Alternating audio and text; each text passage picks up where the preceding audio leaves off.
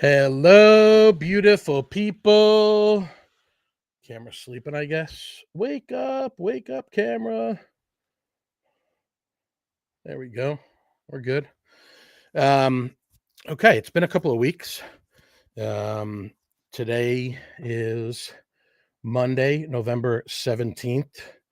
And man, Thanksgiving snuck up on us fast this year, huh? It's kind of crazy. I got a lot to cover, but before we get into housekeeping and some soup to tour stuff, we've been getting a lot of attention and a lot of inquiries about what's going on with that, which I've shared in drips and drabs, but I'm excited to share more information on that. And we're going to have a little bit of story time as well later on, which I kind of was something that just popped into my head. And as with most of what happens with me, it's a lot of it is spur of the moment, things that just kind of pop into my head with all the thousands of food things that are flying through my head. And there's a, like I said, everything's always intentional with me. And there's a reason why I'm wearing this San Francisco 49ers baseball cap today, trucker hat, if you will. I loved when they came out with these logos a couple of years ago. I'm talk a tiny little bit about football too, because this was a lot of fun weekend about that. But we're going to start off, before I blab on too long, with a very special guest today. And this is something that we're pretty different that we're doing, kind of like when we had Courtney Hampson on from Bluffton Self-Help several weeks ago, which was a lot of fun talking to her about what they have going on over there. So I have to give credit where credit is due, and I'm going to hold off on that for 1 second before I introduce my guest. There's a couple of people that I have to thank for making this possible. So we're going to talk about them in a minute. Excuse me, got marbles in my mouth today. Without any further ado, as I always say, I would like to introduce to the audience of the Indulgent Hour with the Indulgent Islander. We have Lesley Kyle from St. Andrew by the Sea. Hi, Lesley. How are you? Hey, good morning. I'm great. Thanks. How are you? I'm doing very well. Thank you. Good. So this is not Lesley and I's first conversation. We were connected through a couple of really cool people that we know in common. One of which is Brooke Peck, who, if you're not familiar with Brooke, she has the Hi from HHI Instagram account where she highlights a lot of what's going on around the island, not just food, which of course is the lane that we stay in for the most part here on the Indulgent Islander, but also has been writing some really great articles and content for CH2 magazine for Maggie and those guys over there. And so if you're not following Brooke, I highly suggest that you do so. Again, Instagram at Hi from HHI. She has put together some really great summaries too of like when festival season started several weeks ago, and different things to do for this and that. And one of the things that Brooke is actively involved in, along with for a recent friend of mine as well, Chef Lynn Michelle, who's a part of this as well. They both kind of sort of put us in contact and talk to you about possibly collaborating and doing something with us on the podcast. And so I'm very grateful to, and Chef Lynn's going to be joining us. She was a little under the weather, and she's feeling better, which is great news. So she's going to join us hopefully later this week or the following week, hopefully before Thanksgiving. We'll get her on as well. We're just trying to juggle schedules and things like that. So I just exchanged texts with Chef Lynn this morning, just letting her know that we were popping on here, and also emailed Brooke and thanked her for connecting us. So as I said, to start out the show, we have the Thanksgiving holiday coming up, and for those of you who are not familiar with this, and I don't want to say my usual, like, you must live under a rock type of thing, but if you're in and around Hilton Head and Hudson's, which relatively everyone does, because I always use the word institution when it comes to a place like Hudson's. One of my absolute favorites. I don't know many people who Hudson's isn't one of their favorites. But for those of you who are familiar with the island, whether you're residents and locals, whether you're here that you come on vacation, or you have a second home here, vacation home, there's a very special thing that happens every year at Hudson's, and that is the community Thanksgiving dinner. So I'm going to pass the baton over to you, Lesley, and I would like you to share with the audience what this community Thanksgiving dinner is, how it started, and all that jazz, and we will take it from there. Sounds great. Thank you. Thanks so much for the opportunity. Of course. The annual community Thanksgiving dinner is now a 26-year institution on Hilton Head Island. The idea started with an article in the Island Packet newspaper back in 1998. And the article talked about lonely singles who didn't have anywhere to go on Thanksgiving Day. And Andrew Carmine's dad, who was the owner at the time of the restaurant, Alan and Gloria Laco from St. Andrew by the Sea United Methodist Church at the time, and then Betsy Doty from Deep Well Project got together and said, can we do something with this? There seems like an opportunity here. Is there some type of community event that we can put together? And lo and behold, in 1999, the very first annual community Thanksgiving dinner of Hilton Head was born. And they thought at the time, I wasn't here, but as it's been told to me, they thought, well, we'll see who shows up. And they fed 500 people that very first time. So it became an annual institution after that. This event takes place every Thanksgiving. The only one that they missed was in 2023 or maybe it was 22, excuse me. But it was because of COVID, understandably. But some of the stories that I have been told over the years are really heartwarming, important stories. This event has become so important for so many people who might otherwise be alone on Thanksgiving Day, don't have anywhere to go, who perhaps can't afford a Thanksgiving dinner for themselves or for their family members. So we say that all are welcome, and that means that everyone is welcome at the table. So it's kind of become a bit of a big deal. It's really a tribute to the generosity and the kind-heartedness and the spirit of community that we have here in Hilton Head and in the greater Low Country area. So it's a fun day. I could go on and on, so stop me when you need to stop me. No, please go on and on. Okay. From our conversation last week that if there's anyone that goes on and on and on and on and on, it's yours truly. So please, the floor is yours. I can go toe to toe with you, believe me. I can. And we can. So I can go. Ask Brooke and Lynn. I can go toe to toe with you for sure. And we will. I think we need to schedule a lunch where we can just put aside several hours and we'll go on and on together. I would love that. Yes. Dealio, absolutely. Awesome. Yeah. But it's a 26-year partnership really between Hudson's and St. Andrew by the Sea United Methodist Church. I worship at St. Andrew by the Sea. The event was a collaboration for 25 years between church and Hudson's. But Gloria and Alan Laco have led this event and put all of their heart and soul and passion into this event for the last 25 years. And they retired at the end of the year last year. Quick fun story. I believe that I was brought here by whatever you want to believe in part to help with this event. I'm a meeting planner, an event planner by day. That's my trade. I've been doing that for nearly 30 years. As you know, I lived in New York. I fled New York and wanted to start over here. And I do believe that part of the reason I landed here was in part to take over this event because the Lacos were thinking about retiring and they thought, who's going to want to take over this thing? Because it's a pretty complicated production and it's a fair amount of work that we do as volunteers. We don't have any paid staff. All of us do this as volunteers. And the timing just worked out that I arrived in Hilton Head on September 1st in 2023. I didn't have anywhere to go. The only person I knew in Hilton Head was my realtor because it was a fresh start for me. And I love to cook. And I thought, well, I'll cook. And I thought, well, it'd be nice to be with people.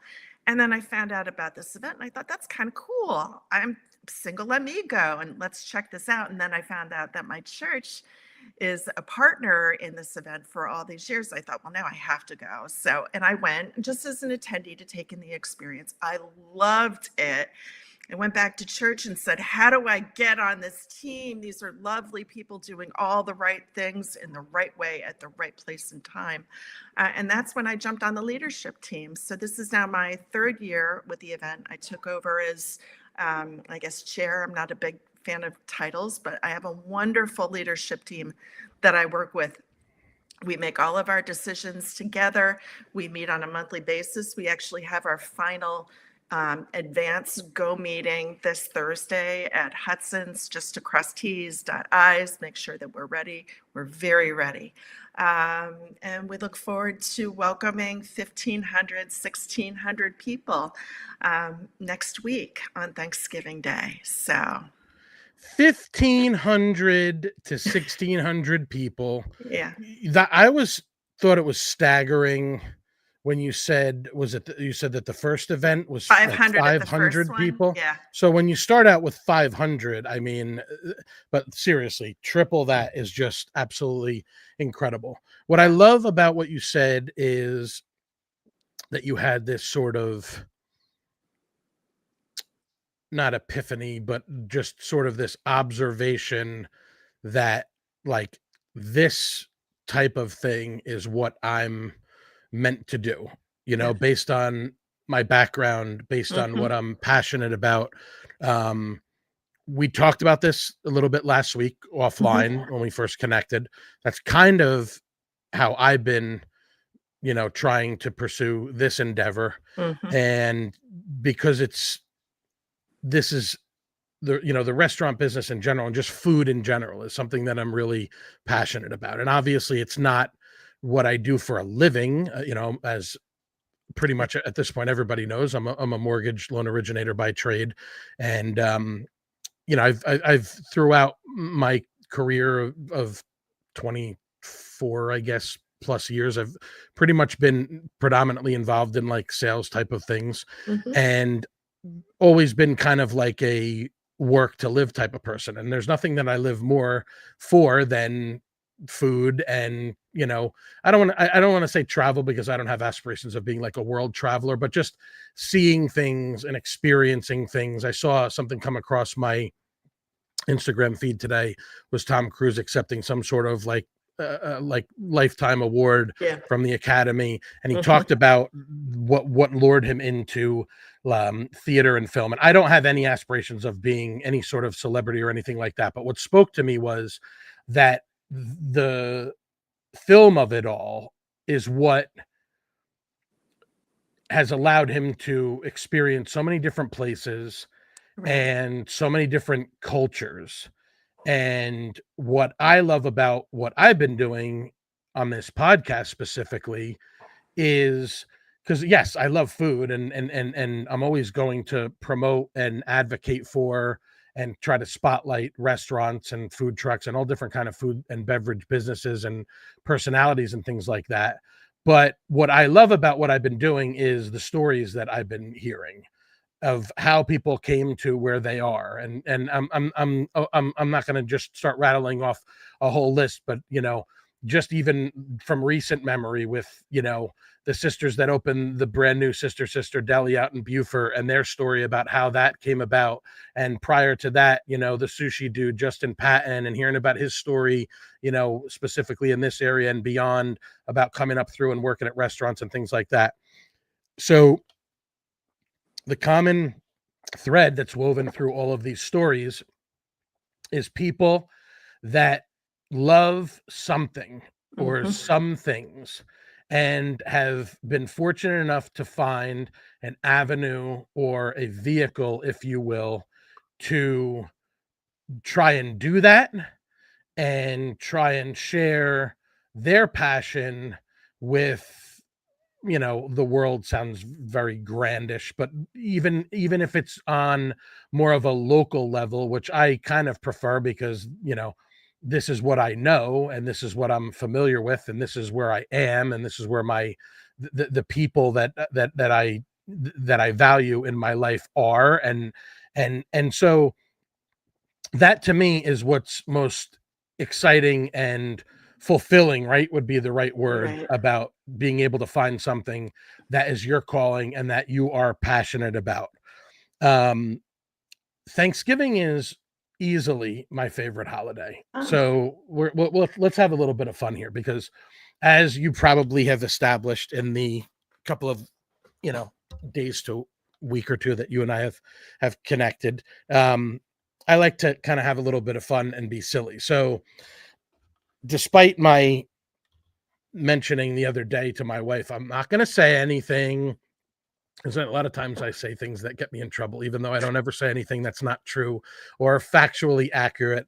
Some people, the truth is something that they don't, I guess, want to hear, or whatever the case may be. mm, I only know one speed, if you will. I only know one, and I've learned some lessons about, there are times when you're better off to bite your tongue and keep right. your mouth shut. But one of my observations from these last couple of weeks, and I felt like that this was the case quite a few years ago when it was Christmas time back home, and for some reason there was a year where it was everybody was racing to do their exterior illumination, to steal a line from Christmas Vacation, and get their Christmas decorations up early. Right. Well, this year we have taken it to a completely new level. I don't know what happened. I don't know what's in the water.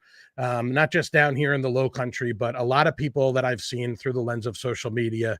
And I guess with the final last straw was when my sister posted a picture of her Christmas tree yesterday. I don't know what is going on with this rush to Christmas. And I'm not anti-Christmas. I'm not a Grinch. I love, what's not to love about Christmas.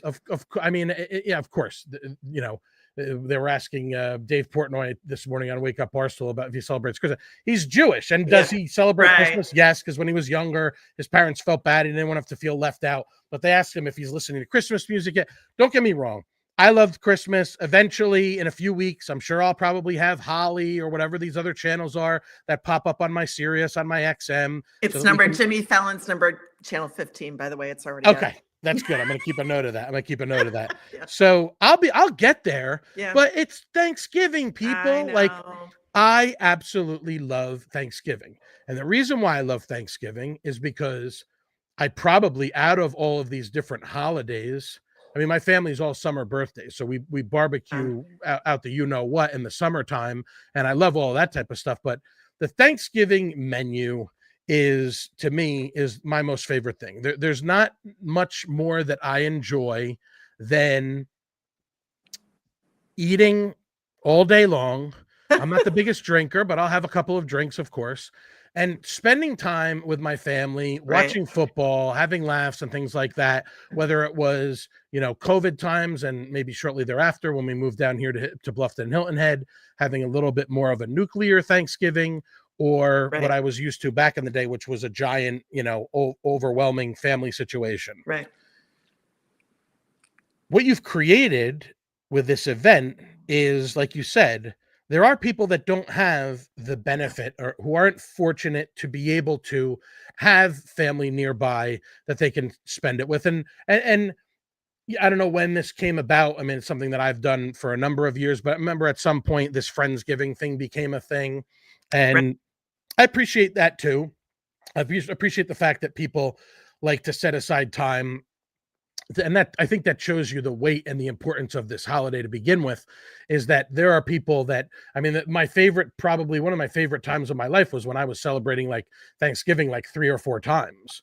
It was like Friendsgiving with my friends from college, whether that was in Maine or now they're more recently in the Philadelphia area. Thanksgiving with my family, Thanksgiving with that same friend with his family in Connecticut, and then now they're in the PA area as well. And then also even, then I obviously meet who's now my wife, and spending Thanksgiving. And a lot of times that has to be a choice where it's like, are we going to do one or the other? If your family's like mine, one's in, Portland, Maine area, the other one's in Right. South Carolina. But there are people that don't have any of those options. That's And so right. what you've created is, here is a place where that you can come that is a all-time, like I said, institution, beautiful setting, especially now when we have this unbelievable weather, which seemingly, I don't want to jinx it, looks like it's going to hold out at least the temperatures through next week. You never know when you're going to get a little bit of rain here, but it's been pretty limited. And so you have this beautiful setting right on the docks there. Yep. You have obviously incredible food, and I think we should go through that now. And then you're going to have also sort of this fun, jovial atmosphere. I know for a fact that friend of the show and creator of our little intro, Jevin Daly, is going to be there as usual, right? What else or who else can people expect? And I will say this, I don't want to spoil it, but you and I did discuss this last week. I am going to try to get over there at some point during the day. I just got a little bit of a curveball thrown my way when my sister told me yesterday that Thanksgiving is going to be at her house, which is out my way out here in Hardyville, as opposed to at my mom. So my sister actually had a partial knee replacement a month or two ago. Right. My mom had one like a few weeks ago. So I think it's basically, even though it's been easier for us to do things at my parents' house because of my mom having a hard time getting around, Sure. My mom only knows really one speed, which is like 1,000 miles an hour. And she really, really loves, whether it's Thanksgiving or Christmas or whatever, doing all this stuff and whatever. And everybody pitches in. But I'm going to still, even though I'm going the opposite direction for my Thanksgiving, I'm going to still try to make an appearance. What are some things that people can look forward to when they're going to attend this annual community Thanksgiving dinner on Thanksgiving Day, November 27th at Hudson Seafood on the docks from 11 a.m. to 3 p.m. Again, all are welcome. Yes, all are welcome. So there's a line to get in. People often ask, well, how long is the wait? Well, that's actually part of the experience as we see it. We have some entertainment for the people who are waiting in line, and it's a good opportunity for you to get to know your neighbors. I made friends when I waited in line. And I didn't know anybody when I first arrived here. So one of the new additions that we have in terms of entertainment for the people who are waiting in line this year is Thanksgiving trivia. You either love trivia or you hate it. I hate it because I'm terrible at all kinds of trivia. But we actually were fortunate through our leadership team to recruit 2 people who live, breathe, and die trivia.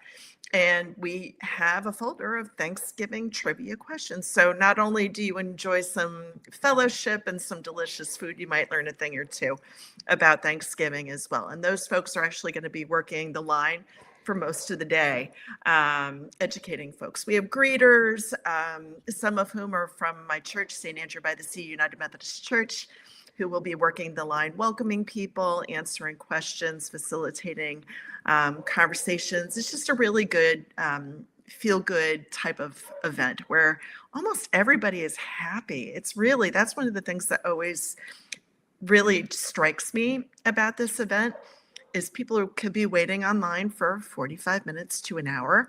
I don't know anybody who likes to wait in line.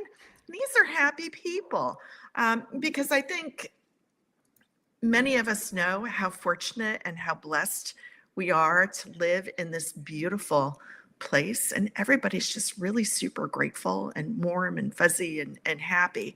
For the kiddos, we also have a special appearance from none other than Santa Claus. He and We're Mrs. back to Claus. Christmas again, of course. I All know, kidding aside, but it's part of the deal. Santa Claus makes an appearance. Along with it. Work with me on this one. Yes, it just Yeah. kind of comes along with the event. He makes an appearance at the Thanksgiving Day Macy's parade, right? Santa Claus is there. Exactly, You don't have any argument from me. Yes. See, that's the thing. Once you get to Thanksgiving, that was kind of what I was going to say. it's okay. Yeah. I'm sorry. I'm sorry. In it, so Once you get there. Yes, exactly. Yeah. Mrs. Claus is going to be there, and we have a craft table set up for younger kids to do all sorts of fun Thanksgiving themed crafts. Our craft leader is a former school teacher, and she had 100 kids last year. And she said, "You got to get me some extra volunteers this year because it was hard to keep up with all the kids that she had." Wanting So to it's do a the good activities. Yeah, so Yeah. it's a good opportunity because kids don't really want to wait in line, and they're not as into the conversations that take place in the line. That's why we have the kids craft area. Of course. Low Country Low Country Boyle Bluegrass Band, as you said, Jevin's going to be there playing from 11 to 1. And then we have another very talented local musician, Jesus Parra, also from St. Andrew by the Sea United Methodist Church, who will be playing his violin from 1 to 3. There'll be some classical music, but yes, there are going to be some holiday tunes and some contemporary songs that I think people will recognize as well. So it's just a fun day. Violin music sounds really nice to enjoy a nice dinner with. I actually kind of forgot that it was going to be Low Country Boyle. So for those of you who are not familiar, Low Country Boyle is Jevin Daly, Andy Pitts, huge fans of both of those guys. I think more recently they've had someone else kind of join into the fray. Of course, for those of you who are fans of Low Country Boyle, for a very long time, well, since it started, Gary Pratt was one of the members of Low Country Boyle, and we lost Gary earlier this year, which of course is he's always still in our thoughts, and that's something specifically that's actually a very valued special experience for people that are, I would say, probably more specifically Bluffton centric. Low Country Boyle primarily at Calhoun Street Tavern, where they do occasionally do a brunch performance there. There are people in town that refer to that as church, and it's something that you got to kind of have to experience for yourself. If you ever have the opportunity to hang out there in that little courtyard next to Calhoun's and enjoy Low Country Boyle, it really is special. I know that they do a lot of private parties and things like that as well in Palmetto Bluff and Hilton Head and all different kinds of areas. So that's going to be very special. Nothing typifies, low country lifestyle and music more than Jevin and Andy do. In my humble opinion, of course, we're biased because, Jevin's been a day one supporter of this endeavor and was kind enough to write the little jingle. And just like he has done in the past with my mortgage, my hard rock and Need Alone Called D Simone theme song, which I always have a lot of fun with. Jevin's the best. I actually saw him the other day when I was heading over to the island. He was doing his usual walking up and down Bluffton Parkway, finding all kinds of treasures that somehow end up on the side of the road, which is fun. But did you want to share with the audience, Lesley, who the two trivia people are? Did you want to share that as well? They are from Bluffton, and now that you're asking me, I don't remember their names right off. So Tracy Shank is a member. She lives in Bluffton. She is a member of our leadership team, and she recommended them, and I hope they won't hate me for this, but I'm absolutely drawing a blank on their names. Oh no, that's okay. And I'm not going to speak at a school and name drop, but I'm pretty sure. And what I'll do is I'll come and circle back and I'll add it to the post so that we can have that would be give great. them I'll some credit as well. Text it over to you. Yeah, there's a handful of. Only reason why I asked that is because there's a sort of little cottage industry in between Bluffton and Hilton Head of some really, really good trivia guys and gals. And it's not something that I am like I don't participate in, and it's not like I won't. I'm sure at some point I would love to. They did one on pro wrestling several months ago, and I was giving Barry Kaufman because I said I would have come in there and clean house. He said the guy that won was actually pretty impressive too. But those things are a lot of fun, and we've talked about a lot on this podcast about this culture of food trucks. And how the food truck scene here is really cool. And what helps the food trucks is they post up at the breweries and the tap rooms in Bluffton and Hilton Head in the surrounding area. And what a lot of these breweries and tap rooms also do to get people to come in and hang out are they have trivia. So, there's a few, like I said, there's several in the area. Barry's one. I know Michael Hodge, who's over at Sip and Cow, is another one that does a lot of it around. Tim Wood, of course, has his. I think he does weeklies at one or two different places. So it really is. That's another fun activity that people will definitely really enjoy. I'm sure that the people that run those will have some really creative things to be talking about. So you have your music, you have your trivia, you have your activities and things like that for the kids. But most notably, we have Thanksgiving dinner. So let's talk about it. It only took us a half hour. And remember, I told you that's the most important part. The most important part. And we because I don't know how to stop talking. We filled a half hour already before we even get to the actual food, which I told you was going to happen. Didn't I tell you that was going to happen? Yes, indeed. So let's look at the menu. Yeah, I've got it here right in front of me. So I'm going to pull it up for us right here. Yeah, that's it. Oh, perfect. I can put my phone down now. Yeah. So Andrew and his team start brining turkeys, believe it or not, this Friday. Okay. We're already ready to go. It's 95 turkeys. 95 birds. 95 turkeys. Woo! Yes, turkey breasts specifically. So you don't have to do the carving, the deboning, and all that kind of good stuff. So very, very traditional Thanksgiving dinner. The food is prepared by Hudson's staff and it's served family style. So we've got turkey, we've got ham, bacon braised, ham hock collards and black-eyed peas, cranberry sauce, mashed potatoes, sweet potato souffle, house-made giblet gravy. This gravy is the best gravy I have ever had in my life. I could take a bath in that gravy. It is so good. So you and I are very similar. That's something that I've said many times before. As a matter of fact, I think Locals Only or somebody posted some dish several weeks ago where I said I would like to just lay in that take a bath in it. Yeah, seriously. Exactly. It's all super delicious, but the gravy is a real star for me. Let's see, Southern cornbread stuffing, French baguettes, and then for dessert this year we have pumpkin pie, apple pie, and house-made banana pudding. Ooh, that sounds great. All right, a couple of quick ones for you. Yeah. What is your favorite item from Thanksgiving, and just in general? About the day, about the events? No, your favorite specifically food item. Oh, food. Yeah, item. when we're remember, this is a food podcast. We gotta give the people what they want. Dressing girl. I have never been a big mashed potato fan. Your mashed potatoes can kind of get gelatinous and kind of rubbery. Not that they are at Hudson's, but I'm always a dressing fan. I think because it's such a versatile side, there's so many different ways that you can prepare it. I mean, my mom used to have her recipe, which was her mom's recipe. And then you've got the camp of the people who put the sausage in their dressing. And then there's some people who don't do dressing. They do stuffing in the bird, outside the bird. By definition, is dressing considered prepared outside of the bird? Yes, and stuffing is in the bird. And is that is dressing a Southern thing, or is that just? I mean, I've heard it before. I just wonder where that. I don't know. It is. I know to a certain extent. My mom was from Charleston, West Virginia, so that's where a lot of her cooking influences came from. Right. So I don't know that for sure. We'll have to ask Andrew about that one. Okay. But yeah, and the dressing at Hudson's all of it is just absolutely delicious. So. Is it fair to say that? So that it's fair to say that your people have these debates where they say, "Are you sides over the meats? Like, are you 100%? Oh yeah, 100% all day long. I love turkey. Not a big ham fan. Never have been. Right. I'll eat it if it's there, but it's not something I seek out.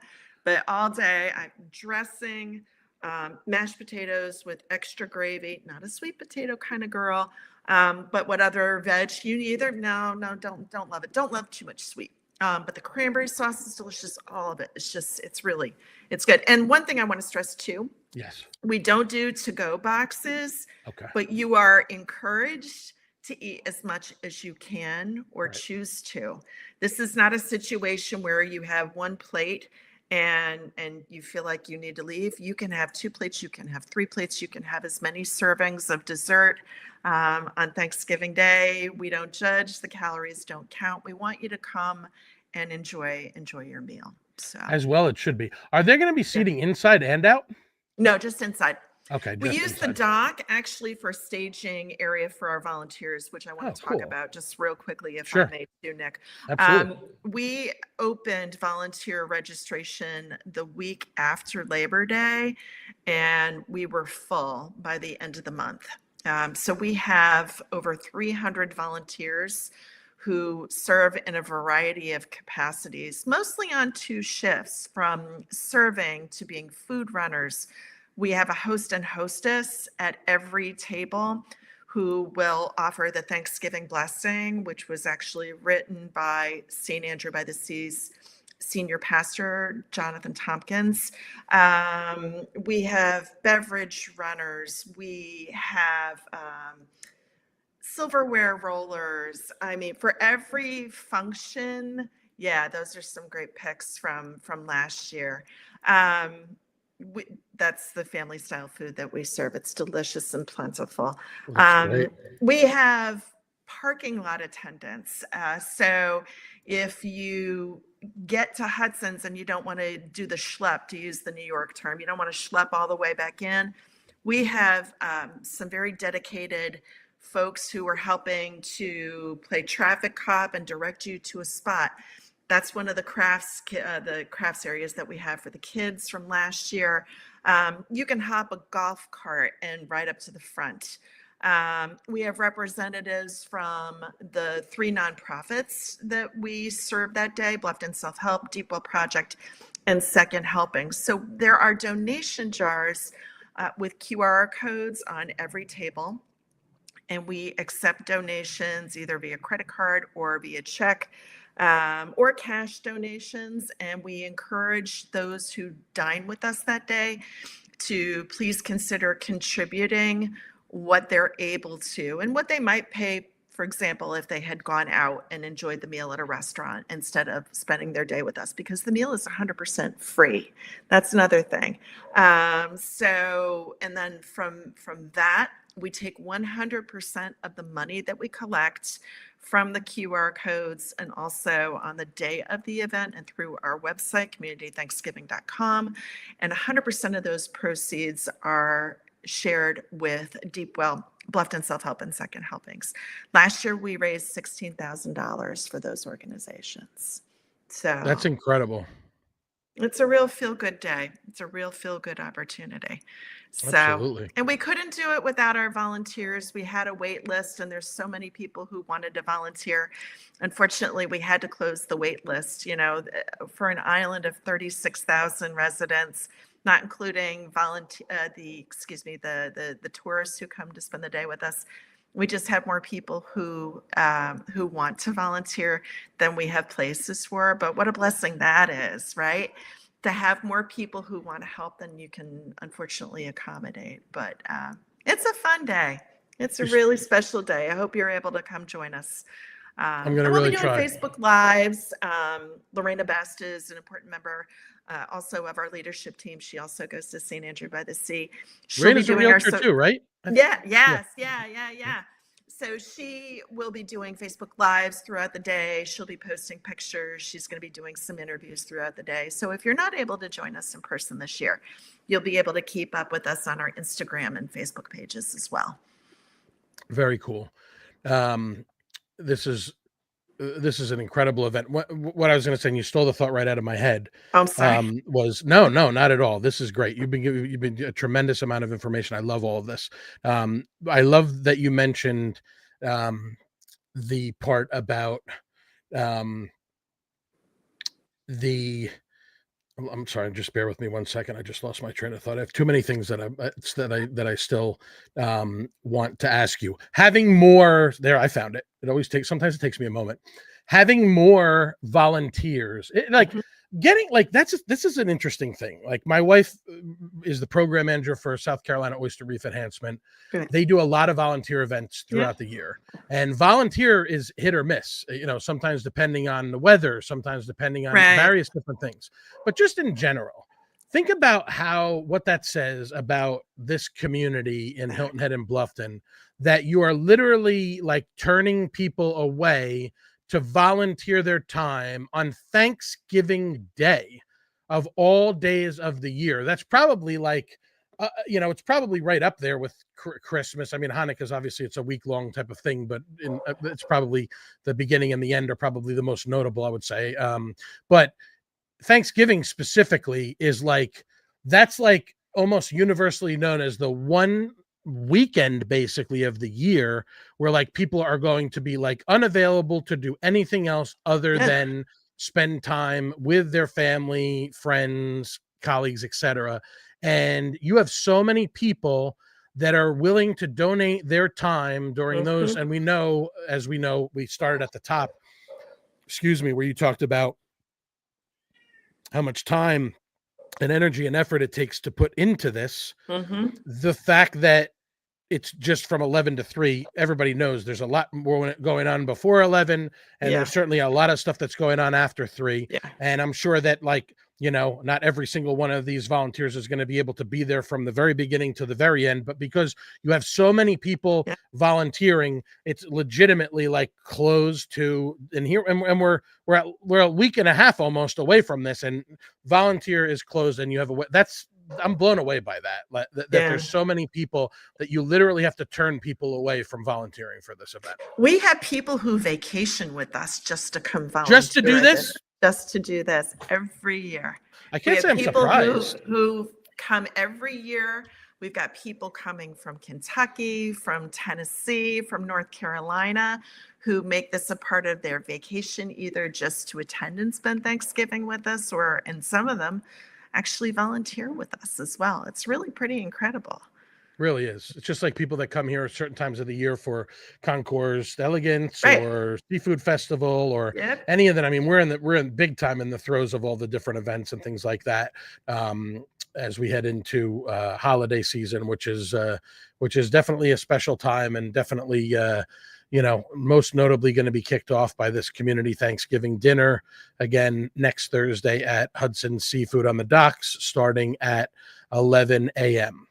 So before I let you go, I would love to ask you, is there anything, and I usually ask this to people that come on and talk about food and various events and causes and things like that. What are some of your, so you've been here now, you said, for 3 years, 3 years, okay. September 1st. Yeah. So you've been here congratulations, 3 years. I'm coming up on 5 in April.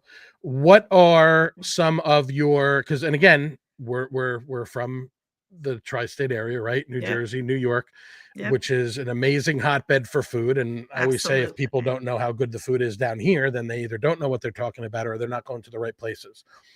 What are some of the things that you really enjoy in this area, or what are some of the things that you that you may miss from back home, but that you have found a suitable, not replacement, but something similar to that reminds you of home? I'm giving you kind of a very wide breadth here of what direction that you would like to go in as far as what you enjoy and what you like and what reminds you of home, or any type of thing like that. Okay. All right. Super. So I love Hudson. So I'm not just saying that, but Hudson's really is in my top 5 restaurants. I love seafood, actually, because of the fresh seafood that we have access to here. I'm over at Hudson Seafood Market on Square Pope at least once a week. So I love that. Being from New York originally, I love Italian food. Of course. And we, as you well know, we have some wonderful options here for great Italian food. We do. So that's been a blessing. I mean, honestly, between the seafood, the abundance of fresh seafood, and the abundance of terrific restaurants are part of the reason that I chose to move to Hilton Head. I have my own business. My Mac, my laptop, and my iPhone are my office. I am very fortunate. I can live and work anywhere I want to work. And I looked at a number of different places, and Hilton Head just kept rising to the top for me, because it checks so many boxes, and I love to eat out. So that was a very easy choice for me. I think one of the things, if not the thing, that I miss the most, and this is probably going to create a little controversy, pizza. Yeah, it's a controversial, tough. It's a hot button topic for sure. Pizza's tough. Good old New York pizza. That and on occasion, with a couple of exceptions, chicken parm is another go-to, New York go-to for me. I've been able to satisfy that craving with two great restaurants here, but I'm still working on that pizza formula. So the frozen pizzas that are out in my freezer right now just are not they're just not the same. So that's been a little bit of a maybe a new opportunity. I used to go to TJ's Take and Bake. I live in Hilton Head Plantation. TJ's Take and Bake, and I so wish that would come back because he had terrific pizza. But yeah, that's been a little bit of a struggle. But then again, I lived about an hour north of New York City. I've been introduced to some different cuisines here, like the European place that's over in Northridge Plaza is fantastic. I've tried some different food that I've just never even experienced before. So I think the level of service, because we are a hospitality-based community, is really pretty exceptional here, and so is the food for the same reason, just because we're a hospitality community. That's my background. I'm a meeting planner. I work with hotels every day as part of what I do, being part of community, creating community for the events that I run. And the restaurant community is such an important part of that. So I'd like to take one for the team, so to speak, and do my part and support the restaurants. I go out to lunch or dinner at least once a week, because the quality of the food and the service here really is just so exceptional. I completely agree. And that's really the spirit of my endeavor, is to get as many people as I can to go out and Yeah. patronize these restaurants and enjoy all this unbelievable food. I'm going to get to that shortly. After we let you go, I decided to come up with, and I told you about this, the soup de tour, which last year was kind Right. of me bouncing around, just trying different soups and spotlighting them around the area. And then this year I decided to kind of turn things up a notch and, create a little bit of a promotion slash contest out of it. And the spirit behind that is, it's between Thanksgiving and Christmas, and not particularly historically a busy time out there at these Right. restaurants and things like that. So I want to say I might have bitten off, or I don't know what the correct analogy would be for eating soup, but I think I might have slurped a bit more than I can digest, in terms of the amount of soup that I'm going to need to be eating over the next couple of weeks. And I'm going to talk about that in a few minutes. But I tell people that that's really one of the reasons why I moved down here. And I'm going to tell a little bit of a story about that as well today, because I think that for people that are newer to the audience, I think it's important to kind of, talk about how I got to this particular point, and why, we're doing this type of stuff. But I couldn't agree with you more. A couple of things that I can tell you, when you're talking about pizza, and we'll talk offline about this, because Please. it's like you said, it's a very hot button issue. I will tell you that being out here on the outskirts of town, I spend quite a bit of time over in Savannah, and we give Savannah Okay. restaurants love on this podcast, and as part of this this brand as well. I spend quite a bit of time over there. There are some really solid options for pizza out that way. Okay. I'm told that there are one or two in the opposite direction out towards Beaufort as well. Okay. That's not a place that I get to spend too much time in terms of Yeah. like on the dinner side. And it's weird. I always say to people, like, when they say, have you been to, Fat Babies, or have you been to Doughboys, and these Yeah. other, like, when I'm on the island, it's no disrespect to these establishments, and they all have great reputations. Those are just a couple of them. But when I'm on the island, it's typically like it's during the daytime. Pizza is very rarely a meal that I eat at lunchtime. I might have like a Isn't chicken. that interesting? Yeah, I don't know what it Right? is. I just like pizza's like on a Friday night, let's order pizza, Yeah. or Yeah. something like that. Yeah. I Sure. do go also out quite a bit to Rocky's New York Deli out in Savannah, out in the Okay. Sandfly neighborhood. Maybe you and I might have to take a road trip, and I might have to introduce you to Love it. Rocky's. I just got a text message from the owner, Billy Vasicchio, who's from Long Island. this morning. So I'm going to talk about that in just a moment as it pertains to the soup tour. He Yeah. does Parm Friday. So if you're talking about chicken parm, every Friday they do chicken parm, meatball parm, and eggplant parm. Occasionally they roll in a veal parm. Ugh. And this past week, I think I might actually have to pull it up just to give it justice. I wasn't able to make it because I had some other things going on. But this past week, this diabolical, evil man, Billy, put Italian meatloaf on the menu. And I'm not gonna open this because it's gonna play video, and I haven't figured out how to mute the volume on my whatever this is, or mute when I play the. But look at this. I mean, this is literally, this is beef, pork, and veal wrapped in pancetta on a garlic buttered semolina hero with fresh mozzarella, and as if that wasn't enough, pastosa ravioli stuffed rigatoni on the hero, on the sandwich.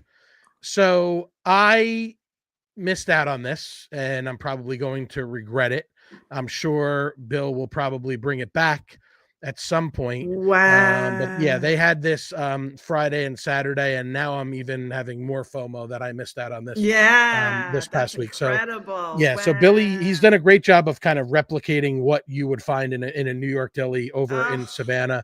I'm going to be out there this week with the Wander Off guys from Savannah, doing some soup content, and Rockies will be one of the stops. So I'm looking forward to that. But yeah, Italian food, I have my favorites. I used to always say that it was the big three, that I had to expand to the big four at one point, whether it was Michael Anthony's, Ombra, Nunzio, and then of course Pomodori found its way in there. Coastal Capri's doing some really good stuff over there. I just had someone mention to me the other day when I was out and about, they were another person that swears by Piatti. There are people that like Gusto. I mean, not for nothing, there are no shortage out here in Bluffton. We have Brico, which I have not had the opportunity to eat at yet, but there's a lot of people that love that. I'm a big fan of Mulberry Street Trattoria, where Chris Sullivan and family do a great job. So there are some options. For some reason, I haven't scratched the surface at all of the Italian food scene out in Savannah, but I've heard very good things about Veratina most recently, and then also Garibaldi is another one that I've heard good things about. So there are definitely some options down here for us northern transplants to find our Italian food. But at the end of the day, for the people that get so frustrated and get agitated and whatnot about their pizza and their Italian food, like, you move down here for a lot of other things, like the weather, like the seafood, like all of this different stuff. I mean, up north in New Jersey today, it's probably 40 something degrees just from watching the game last night in Philadelphia with the wind and everything, and 40 degrees. So, and we had a little bit of a cold snap, but then now here we are right back up to 70 or 68, 70 degrees on a Monday in mid-November. So it's one of those things that you have to kind of sacrifice, but at the same time, like I said, there is a lot of pizza and or specifically a lot of Italian food, maybe not as much as of the pizza, but I also think that, as we've discussed many times on this, it's also it's a thing with water and dough and stuff like that. And even when you have people that are bringing just like Billy does, par baked bagels and things like that from up north, and for me though, like, honestly, I'm not picky. Like, whether it's Big Bon Bodega out in Savannah and their bagels, or Nosh over here in Ridgeland, and Billy has the really good bagels, and he just recently started adopting this these semolina rolls that he gets from a vendor up there in New York, and it's really spectacular. This is what I always do to myself. It's 12:30 now, and I am absolutely like ravenously starving. I can't wait to go. I can't wait to go downstairs and make a growling. I know. Yeah.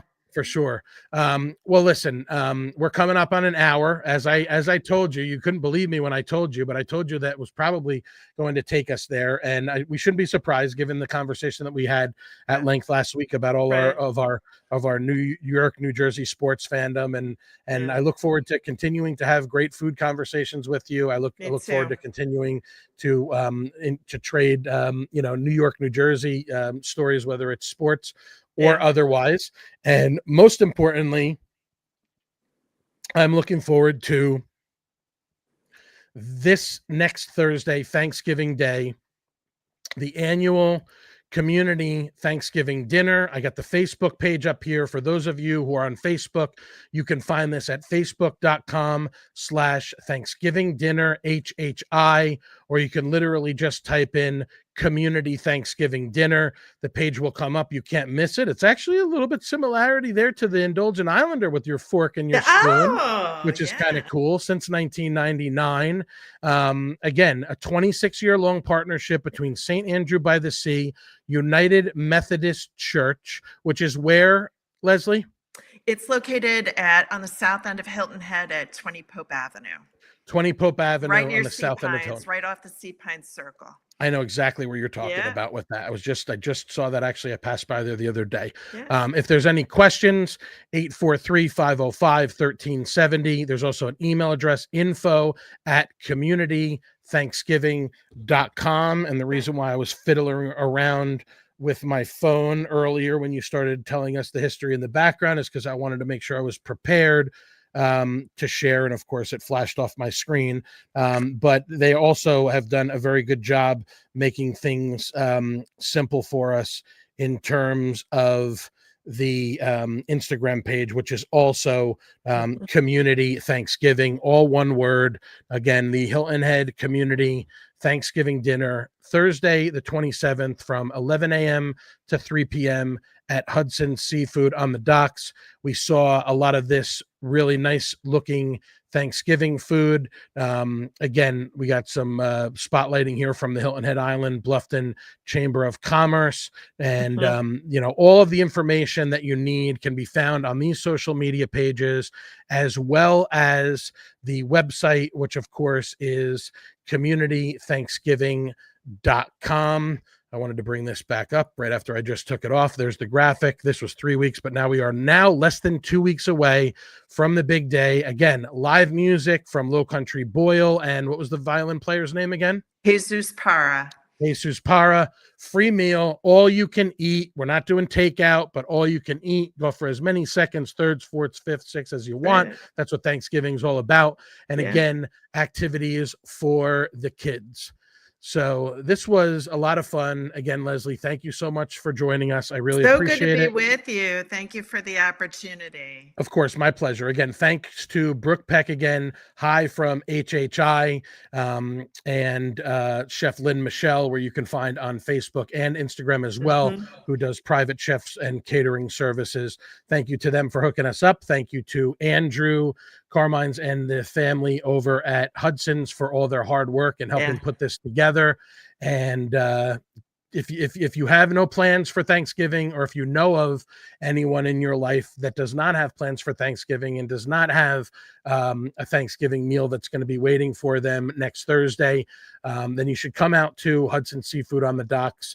Again, you're going to wait in line for a little while, but there's going to be plenty of music and trivia and activities to keep everybody entertained. And again, if you've ever eaten at Hudson's before, whether it was lunch, dinner, or brunch, which is also a nice treat on Sundays, you can't go wrong with anything over at Hudson's. The food is prepared with love, and there's always a lot of happy, smiling faces that are leaving the docks after they go enjoy a meal at Hudson's. We did it under an hour. We did it. There you go. Thank you so much for the opportunity. Good to see you. You're killing it. Keep up the good work. Thank you so much. I appreciate it. Yeah, again, Lesley Kyle from St. Andrew by the Sea. Thank you so much. We'll have you back on again. Maybe after down the line, we'll talk about, and we'll have you on for future episodes as well, to talk about great stuff like this annual community Thanksgiving dinner. Have a great day. You too. Thanks very much. Happy Thanksgiving. Leslie. You too. Thank you. Thanks. Talk to you soon. Bye. Yeah. Okay, bye. Bye. All right. So there you have it. Lesley Kyle from the community Thanksgiving dinner. That was a lot of fun. I think we got some news coming in, some soup to tour news coming in, fast and furious. But yeah, again, I really appreciate Brooke and Chef Lynn for introducing me to Lesley and having her come on and talk about the organizing of this event, which is spectacular. I mean, the fact that they're going to feed like 1,600 people for Thanksgiving is just absolutely unbelievable. So, thanks to them for doing that. And again, thanks to Lesley for coming on and joining us. So normally I cut it off right after the interview, but we're not going to do that today because this morning I was thinking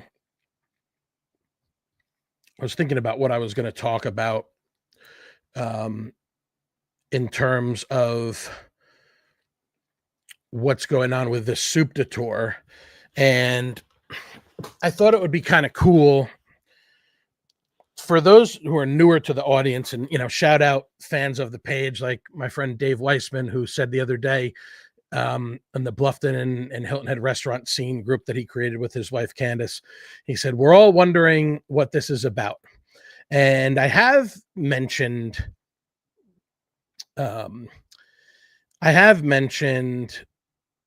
that some brief details about what we're doing here with the soup de tour, but I think it's important to kind of give everybody kind of the full story of what's going to be happening here, again, starting on Black Friday, as we continue to have more and more restaurants register. And I'm going to go through that with you guys as well. So I want to kind of take a little bit of a step back before I get into this. For those of you who are not familiar with the spirit behind this endeavor, which is the old Indulgent Islander, this all started a number of years ago back in New Jersey. This was my past life where I was living in New Jersey, of course, where I grew up. And I was, starting my career in the mortgage industry, working for a company called NJ Lenders, which is where I met my beautiful wife, Jocelyn Kern, who again is the program manager for the South Carolina Oyster Reef Enhancement Initiative with the Outside Foundation. Jocelyn and I kind of found I always loved food, but we kind of found our shared love of food, and I always tell people we kind of became foodies together. And as we got to know each other more, and as we got to spend more time with each other, a lot of what we would do would be to, go out to eat and, enjoy dinner with, whether it was my family, whether it was just my parents, whether it was friends, plural, whether it was, extended family, any of this type of stuff. Eating around this particular period of time kind of became a hobby of mine. And when I started to come down to Hilton Head, I don't remember when it was, but at one point I was like, you know what? I'm going to create an Instagram. And I'm always late to the party when it comes to these social media platforms and with technology in general. So I said, let me create an Instagram page and I'll start to share some of my food pics. And I had a personal Instagram that I have sort of sunsetted since then. But that was kind of my initial foray was, my regular Instagram account. And then I said, well, let me just make an account specific to Hilton Head and Bluffton and the food scene. And so when I come down to Hilton Head, I will share photos of the food and some short captions and things like that. And it was really just kind of a hobby of mine. And, for those of you who are not familiar with it, I want to put this up here because this was my original inspiration. Now, this is a page that is defunct at this point, but this is Tommy Eats. And Tommy Eats was I think this might be actually the right one. Let me just double check because he actually used to spell it with a colon. And I came across, no, I guess that is it. So I came across Tommy Eats many years ago. I would say in the mid, you know, 2010s probably, because we got married in 2012. We purchased our first home the year before that, and that's kind of really when things started to ramp up. And right around this time, there was an account called Tommy Eats, and the reason why I'm wearing this San Francisco 49ers hat, bang bang Niner gang, big win yesterday with Brock Purdy returning to the lineup. I really enjoyed the football games this weekend, not so much the NFL games on Sunday, but the college games on Saturday were great. I literally was home the entire day doing some stuff around the house and enjoying a lot of college football. But yesterday, San Francisco ended up actually coming up with a pretty good win, and they've dealt with a lot of injuries and things like that this year. But again, this is not a football podcast. The reason why I'm telling you about the San Francisco 49ers tie-in is because I have a friend who I've known for a very long time named Brian Smith. We know him as Smitty.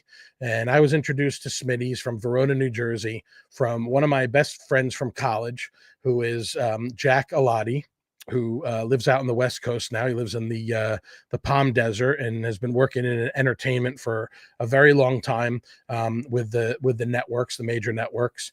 And so through Jack and you know, Jack and I and our roommates and things like that and friends like that, we always had, you know, our friends from home come to visit and spend time with us. So through Jack, I was fortunate to get to know two of his closest friends, who were Brian Smith and Mark DeRoma. And Brian was always a foodie as well. Brian lives in the Baltimore area now. He actually works in the business for a company that does provisions and meats and things like that. And one day, Brian reached out to me and he said, "You need to check this guy out." And he put me on to Tommy Eats. And this was before, like, you know, Facebook and Instagram and stuff like that were like a major deal. And again, you know, this Facebook page is pretty much stripped down because he kind of sunsetted this back in, I want to say it was probably 2018 or so, right around the time, like the years leading up to when I decided to permanently relocate here to Bluffton. And of course, you know, my family did as well, to Hilton Head. And now I have my sister and brother over in Hardyville and my cousins up in Charleston, having a blast up there. And so we all made it a permanent move. But at this particular time, I was just the guy living in New Jersey and I was getting into the food scene. And so I would follow Tommy. He had a column in the local newspaper. If you went into a deli in Fair Lawn, New Jersey, that was called A Family Affair, which was one of my favorite delis, you would go in and they would have his article posted up on the counter of the deli. And it was the article that he wrote about A Family Affair, you know, back in the probably the late, you know, mid to late 2000 teens. And so in 2018 or 19 or so, somewhere around there, he went and posted this thing on Facebook where he said, you know what? That wasn't the right page. I don't know why it didn't come up before. I guess because I put a space in after the colon. So I apologize. Bear with me. This was the page. So even though it's not active, and here it is. September 5th, 2018. And unfortunately, this will be a bad link because the website's no longer active. But he posted this beautiful sunset, which I'm assuming is from the Jersey Shore. And it said, "It's a wrap, you people. I'm out." And he posted his new at the time, it was a new blog that day, but it was a final blog that he posted saying that he was moving, you know, down south.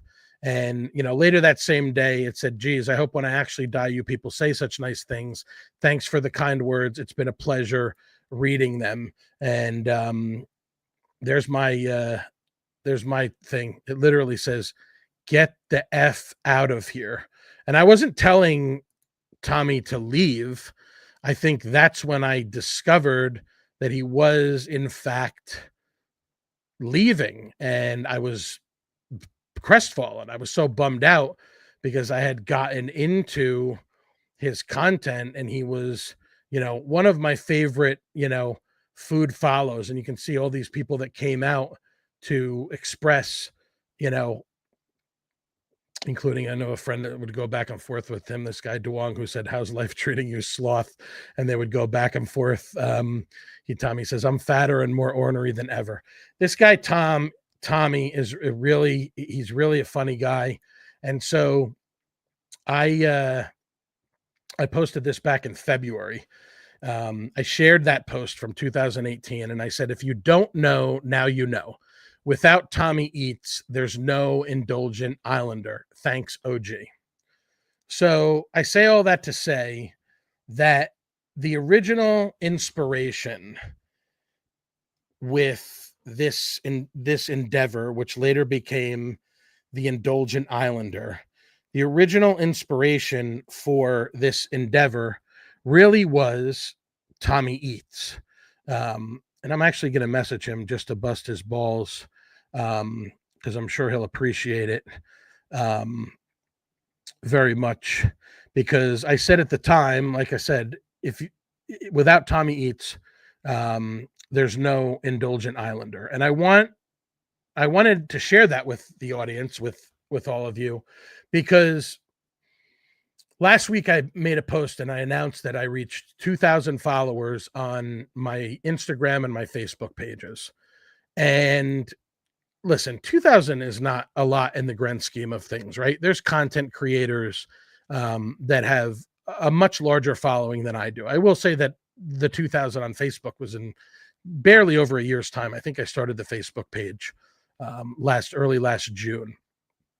But that is pretty remarkable for me, to think that there's 2,000 people who actually give a what about what I have to say.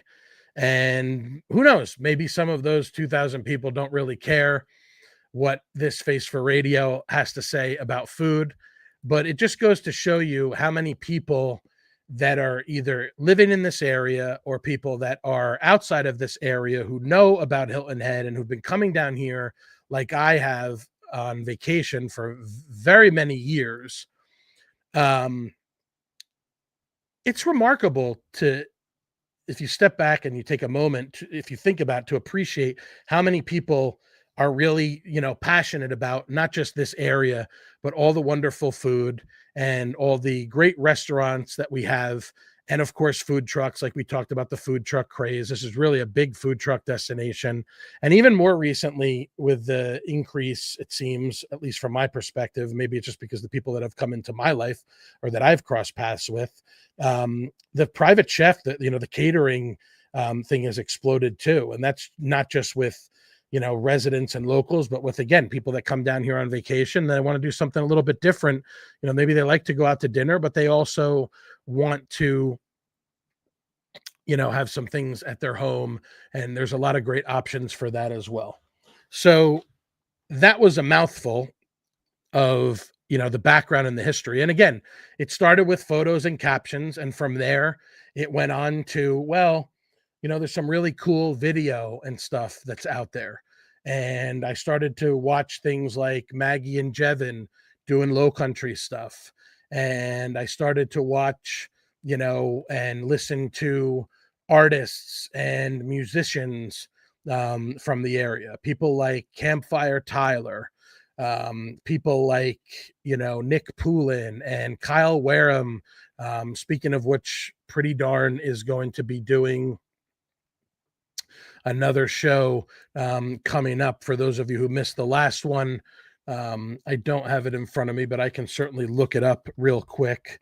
I saw that Pretty Darn said that for those of you who missed their last show, they're going to be doing another one coming up on November.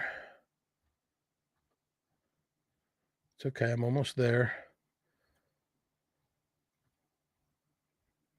see, this is where the haters or the people that like to give me a hard time will say, you post way too much, because here I am trying to find something that I posted um, very recently. I might be looking at the wrong page, because sometimes I share things to Indulgent Islander. Here it is. If you missed us at Lincoln and South, good news. We're playing a free show next Saturday, which is this coming Saturday, the 22nd.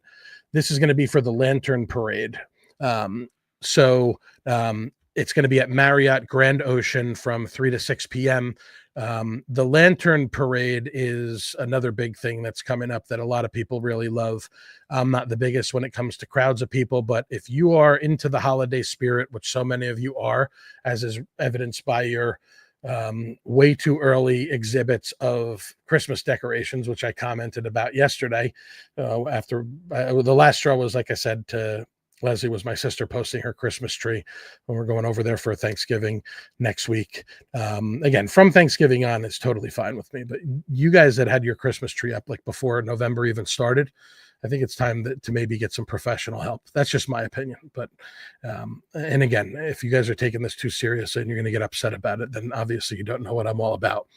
But again, there's your story. Well, that's why I'm wearing the San Francisco 49ers hat. I'm super grateful to everybody who has followed and supported this endeavor. And so along with that, I want to talk about Soup de Tour. So as I mentioned before with Lesley, Soup de Tour is something that started out last year. As the temperature started to drop, I said to myself, well, I really enjoy soup. I mean, I celebrate soup 365 days a year. Around the clock, I'll eat soup. In the middle of summer, I don't really care, as long as I'm not eating outside where I'm going to overheat, which I tend to do with a hot soup. But I had this idea where I wanted to celebrate all the great soups that we have, here in the Low Country, in Hilton Head, in Bluffton, and so on and so forth. So I started to do what I called a Soup du Tour. Obviously, this is a play on words. I'm big with, plays on words and puns and things like that. So last fall, I did Soup de Tour, which was basically a series of videos where I would go around to local restaurants and food trucks, of course, and I would share. Sorry, the seat constantly is always sinking on me. I don't know about you gamers, but if you ever find a gamer chair that doesn't sink, and I'm sure someone will have a joke about my weight, but these things drive me nuts when you keep having to push them back up and push them back up. But last year I had this idea for a soup tour. So I think I probably did like 10 of them, give or take. And, there was definitely some interest. And I even had chefs reaching out to me saying, come here and try this soup. And so I thought about it, and I consulted, some friends, some close friends, and some family members, as well as some people in the restaurant business. I'm very grateful to have developed a lot of really strong friendships and relationships throughout the area with obviously, food and beverage and people that work in the restaurant industry locally and whatnot, and even people from back home and people that I know from other parts of the country. I've been really grateful to connect with a lot of great, super talented chefs and people that are really passionate about food and the restaurant business. And I said, well, why don't I kind of turn this thing up a little bit and turn the temperature up a little bit, if you will, on the stove.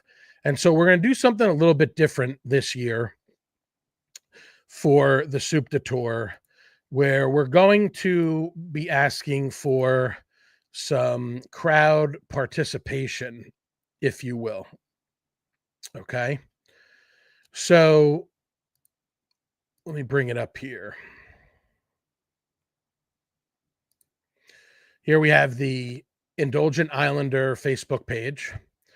And as you can see here, we are live on Facebook, Instagram, and of course, the YouTube channel. If you haven't checked that out, I suggest you do. The Indulgent Islanders, where you can find all our shows and everything else. So, Soup de Tour. Registration is now open. There you see Ronan there with his little scarf. ChatGPT made it more of a collar this time around, where they don't have the little tassel hanging from the scarf. But I always like to have a little bit of fun with this stuff, with these, with these photos and these AI generated, advertisements with me and my little buddy there. What we're going to do is we're going to make the Soup de Tour a crowd participation event. So this is very simple how this works. From now until Thanksgiving, I am going to be continuing to bring in more restaurants. I mean, I'm going to go through this list in a minute. It's pretty overwhelming. And if I was graphically talented, I would take you through this and I would have all the different logos from all these different places, but you just have to bear with me on that. I do get a lot of help from my brother JJ with this type of stuff, and also my mother, who are both incredible with technology and with design, as well as my sister, who's been in merchandising for a long time. So the team over here, I got family and friends that are really super helpful as it pertains to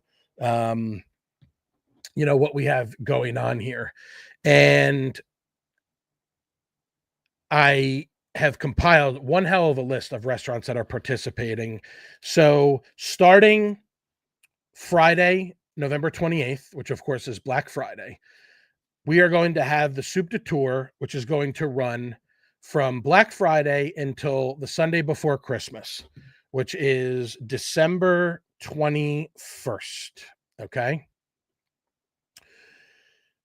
All you have to do to participate in the Soup de Tour is you have to go to the restaurant, order the soup that they are spotlighting. And a couple of these restaurants are actually going to be spotlighting a couple of different soups because of just how they work, operationally. They are going to be featuring, more than one soup as we go into, this particular period of time. But again, any of the soups that they want to spotlight, you are going to go to the restaurant to enjoy the spotlighted soup or soups that you want to try. And all you have to do is take a photo of the soup, tag us in the soup, in the photo. So tag the Indulgent Islander. Ideally, tag the restaurant that you're enjoying said soup at. And also, of course, would be really cool if you could hashtag Soup de Tour, which is how I've been tracking a lot of this stuff. And again, that is SOUPDUTOUR.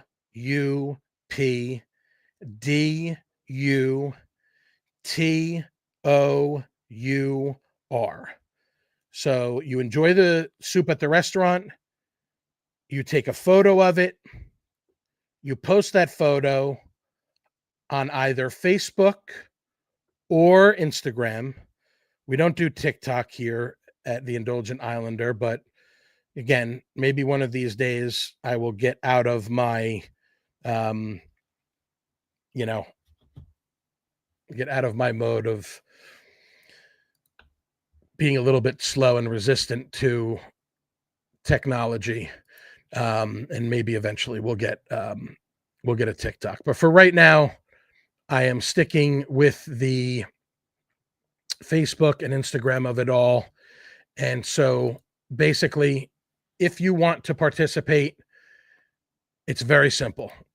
Go to the restaurant, eat the soup, take a photo of the soup, tag the Indulgent Islander on Facebook, eat HHI, on Instagram. And it would also be really helpful, of course, if you could hashtag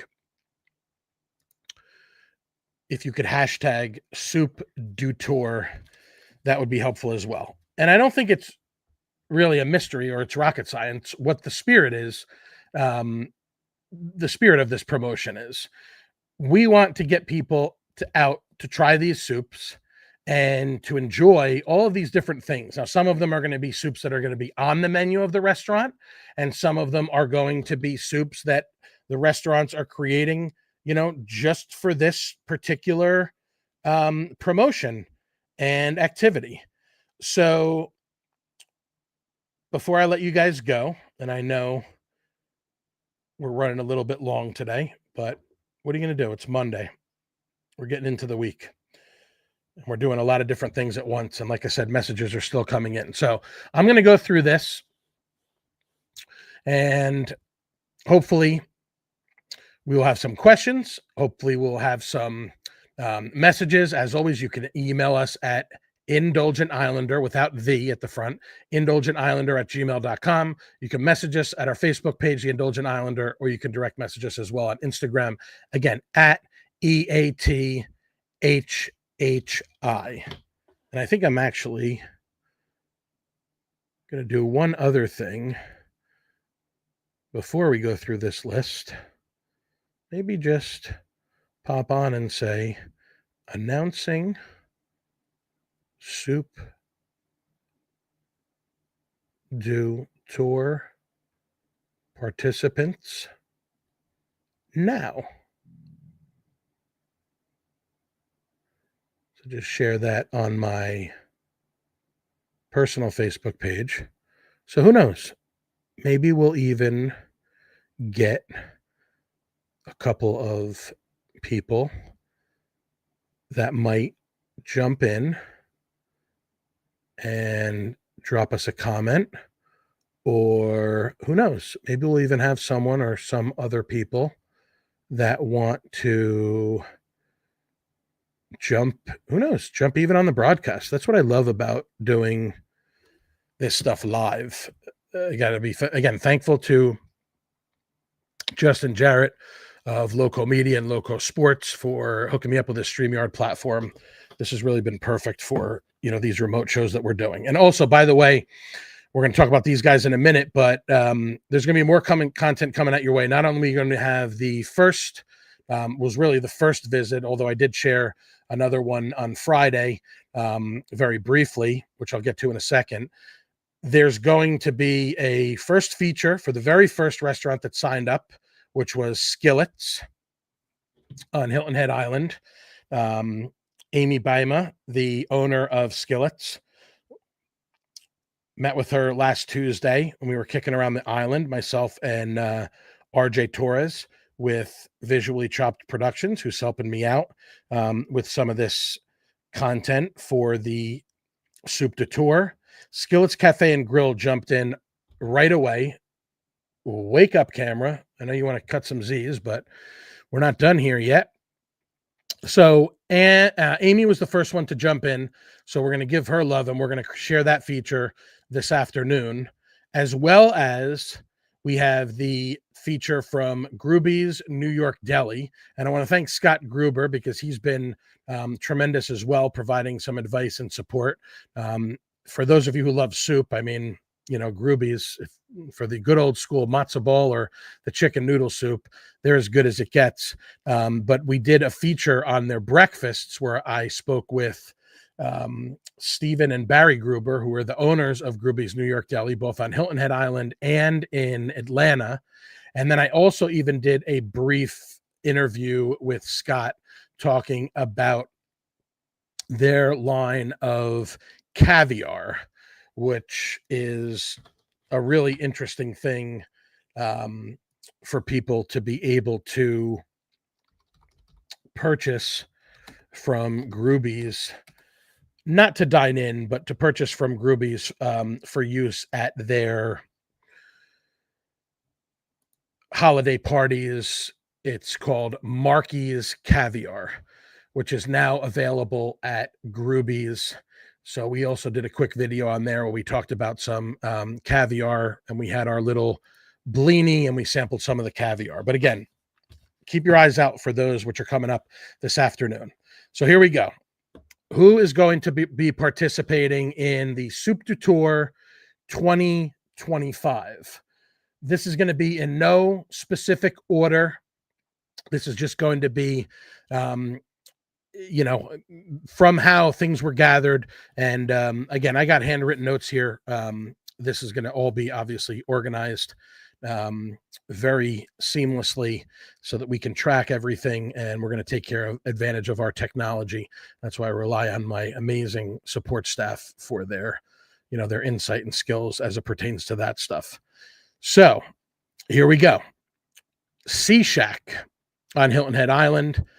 They are typically offering she crab soup and their clam chowder. They are going to be participating in the tour. We are going to have Fish Casual Coastal Seafood, which of course is right next door to Slow Country Barbecue. Now, Fish has a Carolina shrimp and crab gumbo on the menu. Slow Country Barbecue has a Georgia shrimp and crab gumbo on the menu. So stay tuned for the specific details on that. There may be a soup de tour option available at both of these. But again, they're right next door to each other. So 6 of one, half a dozen of the other. Thanks to Lee Lucier, of course, for his support. Lee invited me to Rockin' Ribs this year, which I really had a blast at several weeks ago. The food was incredible. And of course, a couple of months ago, I did a great podcast at Slow Country Barbecue with John Cranford, where we sampled some of the food at Slow Country Barbecue, including the McMansion burger. We actually did do some gumbo that day, in addition to a brisket sandwich, which was incredible. That's still up on the Facebook page because that wasn't a live video, so you can find that on the Indulgent Islander Facebook page. You can also find it, of course, as with any of our podcasts, on the YouTube channel, The Indulgent Islander. We have Thai Smile, Chef Mod, Chef Kanlaya, or Mod as we call her, is offering Tom Kha soup. That's Tom Kha, which for those of you who are familiar with Thai food, is a very popular food, a very popular soup, in the Thai cuisine.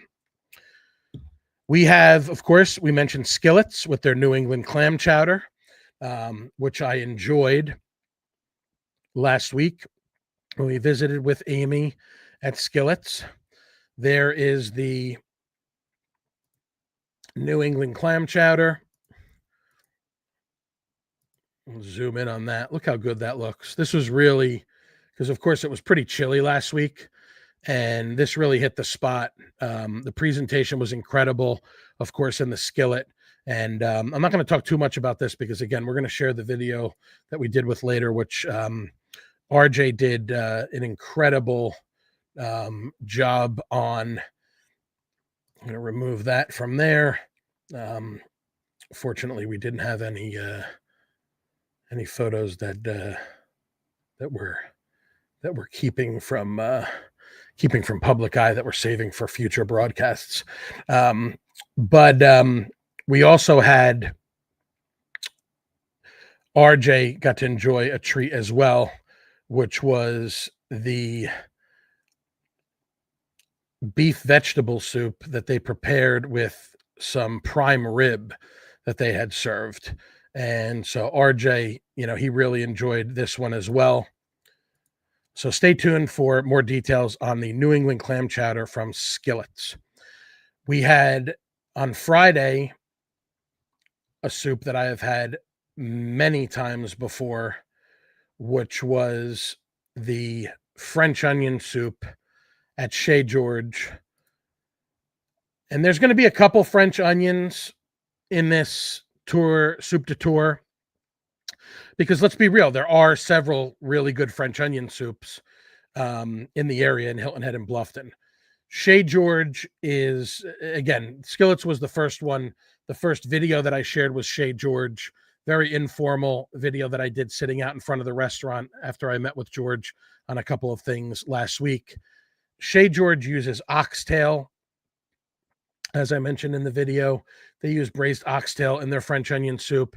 It's absolutely incredible. Again, that perfect sort of torched top there of the Gruyere cheese and just loaded with, you know, the beautiful dark onions and the broth, and of course the sizable crouton that's underneath here. I got the full video, but again, I'm gonna save that, let you guys go and check that out. I had to send there's a funny picture there of Bert Kreischer shirtless on game day that I had to send to one of my friends the other day because he's not a big Bert fan, and he's always getting upset when I'm watching Bert Kreischer on my television or on my YouTube channel. He thinks Bert Kreischer's a hack, but that's okay. Back to the list. Charlie's Le Trois Vert, Charlie's coastal seafood, of course, legendary institution on Hilton Head Island. Charlie's is going to be featuring their soup du jour, of course, the soup of the day, which is the French term that we named this promotion after, which at any particular time would be their she crab soup, which is amazing. I've had it.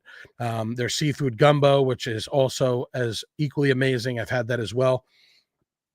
Excuse me. I don't think I've had the French onion soup from Charlie's. So I'm kind of hoping I may have to actually, if I can manage it, I may have to make more than one stop at Charlie's during the tour, or whether it's during the registration period or during the tour itself, because I don't think I've actually ever had the French onion soup at Charlie's. And being that it is a French-inspired or partially French-inspired restaurant, I would imagine that that's probably a nice treat as well. Gruby's New York Deli on Hilton Head, matzo ball soup, chicken noodle soup. Now, their chicken soup, you can get it as is, or you can get it with the golden noodles. I prefer the golden noodles. I think it's as good of a chicken noodle soup as it possibly gets. They also have split pea soup, which they brought back sort of to the regular menu. It's not available every day, but if on that particular day that you visit Gruby's, the split pea soup is available, that will be one of the featured soup de tour soups as well. We have Nectar on Hilton Head Island. I just got the email as we were recording today. They are going to be doing their chicken pot pie soup, which I have had and I can attest to. That is a very good soup. Santa Fe Cafe. Can you guess what soup Santa Fe Cafe is going to be featuring on the soup de tour? I would say that is going to be the Painted Desert soup, which is all time, is an iconic soup that is legitimately a work of art. I'm not going to try to find it. We're going to save it for when I feature this soup, but it is literally, the Painted Desert soup is literally, it's like looking at a piece of art. I mean, the way that it's presented in the bowl with the desert background and a cactus and so on and so forth, it really doesn't do it justice. This is made with like pepper puree and corn as well, completely made of vegetables, which is just also amazing how they're able to create such a beautiful looking soup with again just some vegetables, and of course the incredible talent and the skill that they have over there at Santa Fe Cafe. Benny's Coastal Kitchen, again, Benny's over there on Squire Pope. They're going to be doing an oyster bisque, which I'm very excited about. I stopped at Radici Italian Chop House in Bluffton. Of course, Radici is the sister restaurant of Chez George Bistro and Bar on Hilton Head Island. I spoke with Chef Mattia. Chef Mattia is going to be presenting.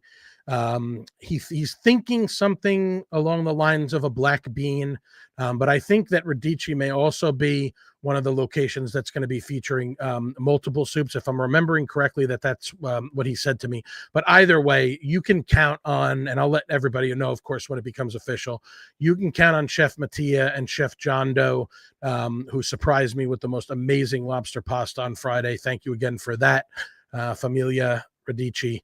What an amazing dish that was, in addition to the leek flan, which blew me away with that DOP fondue cheese sauce poured on top of it. I was having dreams about that all weekend.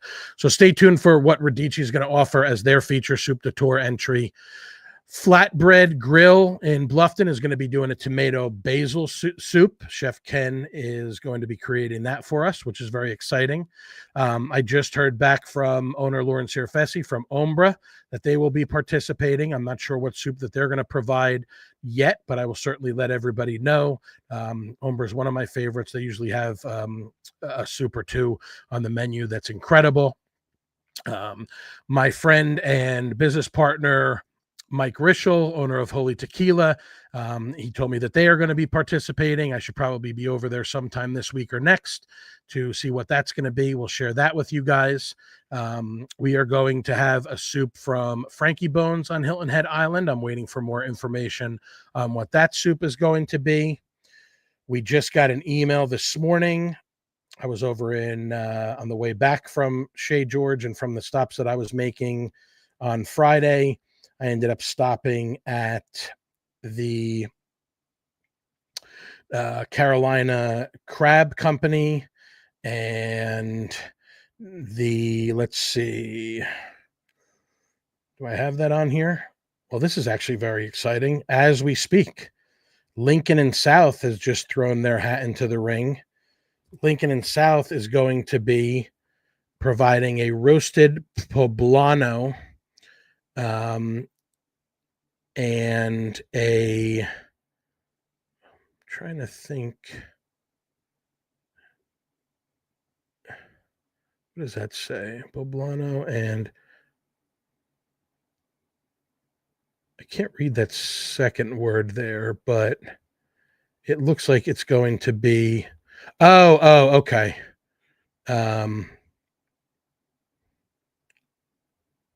What is that? Sebas. Oh, kielbasa. Ha. Roasted poblano and kielbasa, cheddar, beer, cheese, bisque. Wow. With a Beach City Pilsner. I'm sorry that it took me a couple of minutes for me to spit that out, but man, that is exciting. Lincoln and South throwing their hat in the ring. And then what I was trying to get at was Carolina Crab entered the party yesterday with a crab and chorizo chowder. Guys, I'm getting pumped. How cool is that? That as we were recording, we got Lincoln and South coming in hot with, again, there was a little bit of a tongue twister. But man, that sounds amazing. Roasted poblano and kielbasa, cheddar beer cheese bisque with a Beach City Pilsner for those of you who enjoy a nice beer. Very, very cool. That was unexpected. Okay, let's move on. Southern Spice Deli is going to be participating. Now, Southern Spice Deli, their stock soup is one of my favorite soups, period, full stop. It's a chicken corn chowder. Now, for this particular contest, I'm not sure if they're going to be spotlighting the chicken corn chowder or one of the many soups that they offer that are part of their specials. Just checking to see if I can find this in here real quick. Okay, so we don't have the form yet for them, I don't think. But we will report back to you guys as far as which soup. And if you're not familiar with Southern Spice Deli, if you haven't listened to the podcast before, Southern Spice Deli is it's over on Argent Boulevard. It's kind of off the beaten path a little bit in a commercial sort of industrial park back there off of Argent, back behind on the other side of Sun City. If you have not been to Southern Spice Deli, you're missing out. It's one of the best delis in the area, and their soups and specials are also amazing. I don't want to speak out of school, but I'm pretty certain that Chef Sullivan from Mulberry Street is going to be participating. Waiting to hear back from him today, but I'm almost certain that that's going to be happening. Olive and Fig is going to be participating. I have to stop and see Chef Munjid this week. And Tammy, Chef Munjid has a killer lemon chicken orzo soup. I'm not sure if that's what he's going to be offering for the promotion, but I should have more information on that. Again, I wanted everybody to know, what the restaurants are that are participating, and then we can get into more specific. It's a tough thing to keep up with because it's literally like, as we just saw, we're literally like getting these registrations coming in sometimes part of the day faster than I'm even able to keep track of them. So let's see. I know that it was going to be lobster. Yeah, here's the form. Main Cafe, newer restaurant with a New England vibe over where the old Corks used to be, which is sort of behind the Santa Fe Cafe in Bluffton. My phone is not cooperating with me right now. I'm going to try this one more time, and we're going to move on. I don't need to be configuring Word while I'm trying to open a Word document, but we'll leave that alone. We'll come back to it. I think it was going to be a lobster stew. I'm almost 100% sure about that, but thanks to this stupid phone, we're not able to again, I'm almost 100% certain that it's going to be a lobster stew. Let's keep going. We are going to have Ocon is going to be participating. Now, Ocon has offered on their menu in the past, they have offered a red stew. I'm not sure if that's going to be what they're going to be featuring, but we'll find out from Chef Bernard. And again, confirmed lobster stew from Main Cafe. So we'll confirm with Chef Bernard at Ocon Bluffton what they're going to be offering. I am also discussing with Pete Palladino, the owner of Slider Bar. He's working that out with his chef. I believe they're going to be participating as well. Slap Truck Chef Matt is working on something special for you guys. It may not be available every day that he's open during that 3-week or so period that the promotion is going to be active, but we'll keep you posted on that. Rocky's New York Deli of Savannah is going to be doing Italian wedding soup. I just got that form sent over to me from owner Billy Vesicchio earlier today. I am going to be hanging out with, for those of you who are not familiar with, over in Savannah, there's a couple of guys, Alex and Josh, that have a thing called Wanderoft, which you're going to learn more about very soon. I'm going to be collaborating with them on the Soup de Tour stops over in Savannah, which I believe is also going to include Wexford Pub, Finch's, and I'm also working on hoping that we are going to get some participation from a very cool spot. Fortunate to be connected with Chef Miles Matthews over in Savannah, who most recently has been spending a lot of time doing some really cool stuff at the Wild Dock Bar over in Savannah. The Wild has an amazing crab soup. It's like a crab bisque, a crab chowder. I told Chef Miles, I have been chasing this crab soup ever since the first and only time that I had it at the Wild. So I'm hoping we're going to make that official this week. So stay tuned more for that. As we keep going here, we have Carlito's Mexican restaurant, which is over in the shopping center where Nectar is, and right over there, sort of like right near the Palmetto Dunes area, where Nectar is, where the Lucky Rooster used to be. Of course, Island Bagel, Coastal Capri, all that stuff. They are going to be offering their chicken soup in addition to their caldo 7 or caldo siete mares, which is the soup of the 7 seas.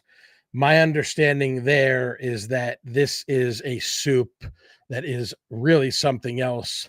It includes like 7 or upwards of 7. It's almost like the Feast of the 7 Fishes that the Italians do for Christmas Eve. There's going to be legitimately a soup that has, a number of different seafoods that are in there. I saw crab legs.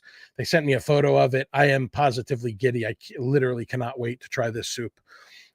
Lulu Kitchen's going to be participating. I got to wait to hear back from Chef Scott Hastings about what they're going to presenting. They have been serving a beautiful New England clam chowder, but they have served some other soups in the past that have just been absolutely ridiculous. So stay tuned on what they're going to be offering. I was at Cactus Street Cantina last week. They're going to be doing chicken tortilla soup. The food there is spectacular. I also just missed a call with someone from the Cottage Cafe in Bluffton. I know the Cottage does their B-Town gumbo. They also do a crab and corn and bacon sort of deconstructed pot pie that could be considered in some circles to be a soup. I spoke with Justin Ray King, who's one of the chefs over there that works with Lesley, and they're working on something, and I got to catch up with someone from their staff who I need to discuss that with her shortly as soon as I jump off of here with you guys. Chef Nick Randall, owner of Fairwinds Cafe Fairwinds Bar and Grill, over in Rose Hill on the Gulf side. Him and Samantha are going to participate. He's toying with the idea of doing a chicken and dumplings, which is very exciting. Chef Anders Graham of Low Country Kitchen is going to be offering a butternut squash soup with toasted pepitos and creme fraiche. They offer like 4 or more different soups at any given time this time of the year. If you haven't checked out Low Country Kitchen, I highly suggest they do. These are caterers. They do have a lunch menu with several sandwiches and salads and bowls that are on there, in addition to soups that you can that are frozen that you can take to go. They are over by the Jimmy John's in that little shopping center where the Buffalo Wild Wings is, between Target and Walmart. Tasha and the Sundown Saloon. Tasha's the owner of Sundown Saloon. They're going to be doing a chicken potato gnocchi. Chef Mike from Cafe Al Dente, Chef Michael Fitzhugh, is going to be doing oysters and dumplings. I'm going to save the really cool explanation or description of that with particulars for future discussion, because number one, it's not at my fingertips, and number two, it's not going to do it justice. It just sounded amazing. My friend Tristan O'Grady of Coast, brokered by EXP Realty, owner of Big Bamboo, he threw his hat in the ring last week, so Big Bamboo is going to be interested. For those of you traipsing around the island on Thanksgiving who are looking for a great Thanksgiving plate, man of the people, Matt Stock, who's a huge soup guy. Hopefully we can get him in on the soup tour at some point. He is always advertising every Thanksgiving, and I believe he enjoys a plate every year of the Thanksgiving dinner at the Thanksgiving entree at Big Bamboo over in Coligny Plaza. I got a message over the weekend from Chef Amanda Cifaldi, owner of Pomodori, and of course Pomodori 2 over here in Bluffton. They're going to be participating. I want to guess it's probably going to be a zuppa de nana, which is the grandmother's. That's the soup of the grandma, which is kind of sort of like a wedding soup, but it's very different. It's got kind of like a stracciatelle cheese going on in there. I've had it before. It's spectacular. But again, let's table that and wait and see what Chef Amanda comes up with for Pomodori's contribution. I need to have a quick chat with Cece from Cece's Honey Hole this week. She has amazing birria ramen.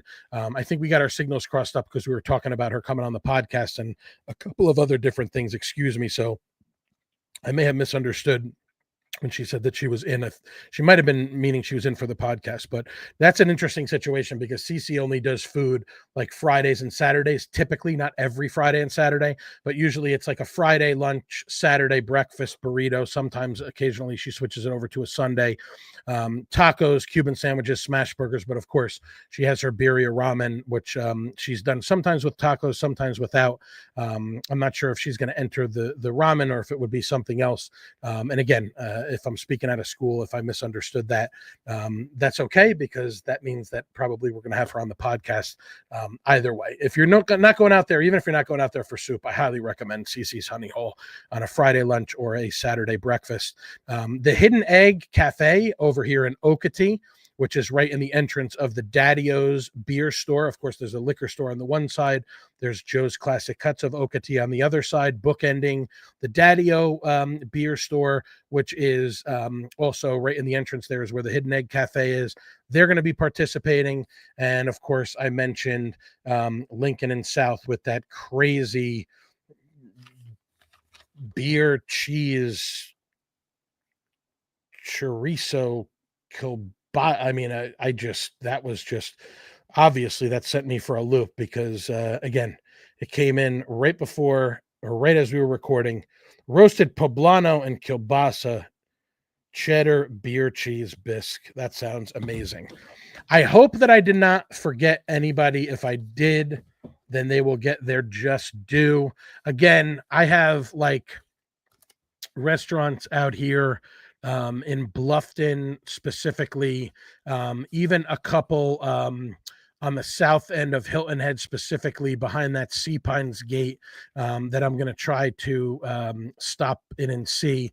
These people get bombarded with so many emails and DMs and messages and things like that. So there are a few more people that I just want to get in front of to see if they're interested in participating again in Bluffton. And of course, down on the south end of Hilton Head, specifically down in the Sea Pines area, to see if there might be some additional participants. So again, I don't have the exact number here. We're probably pushing at this point about 3 dozen soups, only 2 of which I've eaten already. So I have a lot of soup to eat. You guys are going to have a lot of soup to eat when this contest begins in earnest on Black Friday. But in the meantime, keep an eye out on the Facebook page. Of course, the Indulgent Islander, depending on where you're watching this right now, the Indulgent Islander Facebook page, of course, the Indulgent Islander Instagram page. Keep an eye out there. That's where we share a lot of this video content too.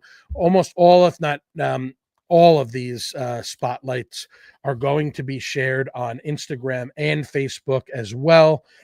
Probably not YouTube because they're a little bit on the shorter end, but who knows? Maybe I'll even throw in some YouTube shorts on there as well.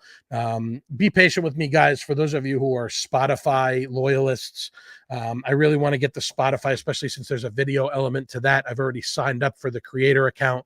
I just need to begin the process of migrating my podcasts over so that you can watch them on Spotify too, or at least maybe starting with the next season of the podcast, they'll be available, live or to watch back on Spotify in addition to. But you can find it at the Indulgent Islander YouTube channel, of course, any of the podcasts that we do, and keep in touch with the Facebook page and the Instagram page. Of course, the Indulgent Islander on Facebook, EATHHI on Instagram. That's the Instagram page for the Indulgent Islander. And I think for those of you who have stuck in here, and I'm sure some of you guys, like I do with my podcast, you probably break it up into more digestible portions, if you will. We have had, detractors here and there occasionally, that have comments about the length of these shows. I don't like to limit the conversation like today when I was talking to Lesley about the the community Thanksgiving dinner. I'm passionate about food, and I know that I can be long-winded, but at the end of the day, I think for those of you who love food, and for those of you who like to celebrate all these different restaurants and food trucks and purveyors of tasty treats, as I say, I don't think that you're complaining when you're getting 2 hours worth of food content thrown your way. But again, I could be wrong.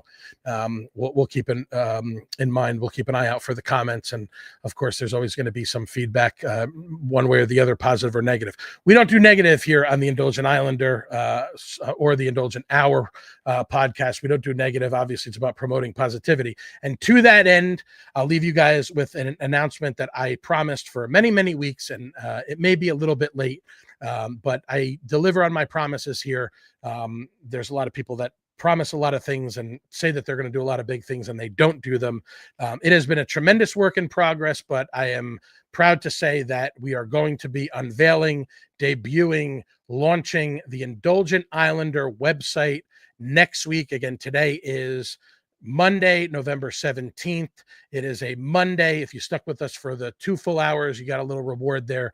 You got a little carrot at the end, which is the fact that we are going to be launching the Indulgent Islander website next week. So that's all for today. Again, thanks to Lesley Kyle from Community Thanksgiving Dinner for joining us on the podcast, talking about the event next week. Stay tuned for more Soup d'Or content today. Soup du Tour content today. I was trying to squeeze that in under the 2-hour wire. Unsuccessful. As always, stay hungry, my friends. Indulgent Islander out.